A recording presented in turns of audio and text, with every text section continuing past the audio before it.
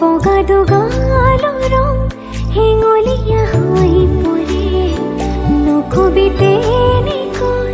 ভাল লগা কথাবোৰ হেঁপাহে নপলাই শুনি থাকিব মন তোৰ বুকুত থাকিম মই তাতে সপোন আঁকিম মই